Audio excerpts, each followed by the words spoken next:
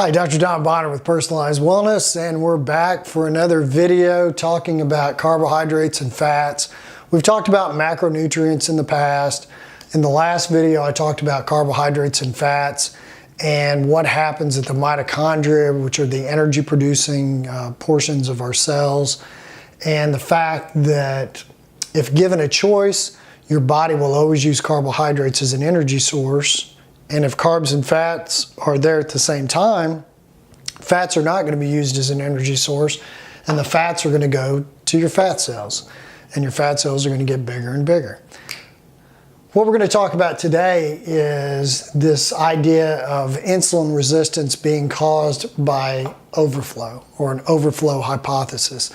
And that's really what I believe as far as the cause of insulin resistance. There's a lot of controversy over this, but this makes a lot of sense to me.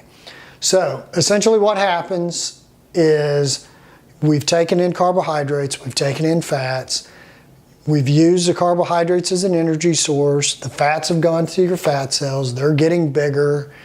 The excess carbohydrates, though, your body has to do something with that excess carbohydrates. The glucose cannot stay in your system because it's very damaging. So that excess carbohydrate goes to the liver.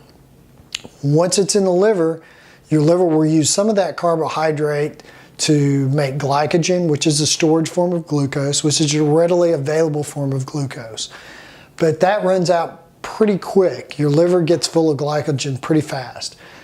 The remaining excess carbohydrate, your liver has to do something with it. So what it does is it turns it into fat. It's called de novo lipogenesis. Once that is turned into fat in the liver, your liver exports it as triglycerides, and these fats go back to your fat cells, and they just keep getting bigger and bigger. So we repeat this process day in, day out, meal after meal, excess carbohydrates being turned into fat, go to the fat cells, these fat cells get more full all the time. Everybody has what's called basically a personal fat threshold. And essentially what that means is we all have differing abilities of getting fat. Some people can get very large fat cells. They can make more fat cells, which is called hyperplasia.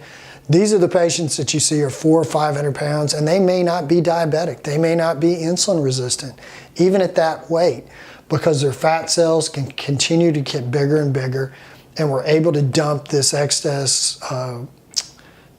fat from the carbohydrates into fat cells.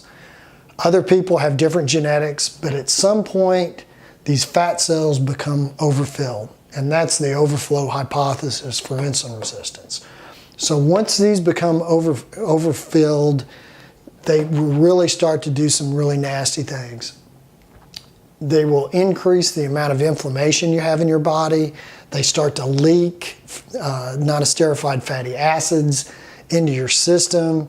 And the fat cells, we used to think of them as inert, but as they become overstuffed, they really become very damaging. And a tremendous amount of inflammation results from these overfilled fat cells. So your body has to take much more insulin to try to drive this fat into these fat cells, and it takes much more insulin at some point, because when these fat cells become overstuffed, your liver has to do something with the fat that it's making, and if the fat cells won't take it anymore, it starts depositing the fat within the liver. So you get non-alcoholic fatty liver disease. So your liver becomes full of fat, and other organs become full of fat. You get this ectopic fat or visceral fat in different organs.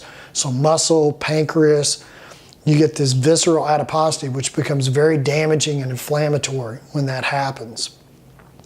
So our liver now is full of fat. The excess carbohydrates keep trying to get into the liver. The insulin keeps going up because your liver now is saying that it doesn't want the glucose either. So your liver becomes insulin resistant, your fat cells are insulin resistant, so it's taking more and more insulin all the time to do the job. And insulin in itself becomes damaging because it accelerates hypertension, you absorb sodium from your kidneys, You absorb fluid, so you become more, fluid overloaded. So this all becomes very damaging. So the point of this is, the reason I use low carbohydrate diets and ketogenic diets and fasting protocols is to reverse this whole process. So essentially, I want you to think of your body when this has happened as being basically glucose or carbohydrate toxic. And we have to reverse this process. To reverse this process, we take in much, much less carbohydrates. We begin to use fat as an energy source. We start to unload these fat cells. We begin to unload the fat from the liver. So we start to reverse this whole process. And by reversing this process, our insulin resistance decreases, and the problems and the issues that we've had from the insulin resistance begin to resolve. Inflammation goes down, leptin levels go down, all of these things start to reverse. So that's the purpose of the diets and the fasting protocols. All right, so on our next talk, we're going to talk a little bit more specific as far as fat grams and carbohydrate grams and that sort of thing. And we'll get more specific with the diet. But now I hope you understand why we do what we do. So again, click the subscribe button, click that little bell down there to get notifications when I post a video. I hope you've enjoyed this video, and share it with some people. And I'm really pleased that you watched it, and I'm thankful. So again, thanks.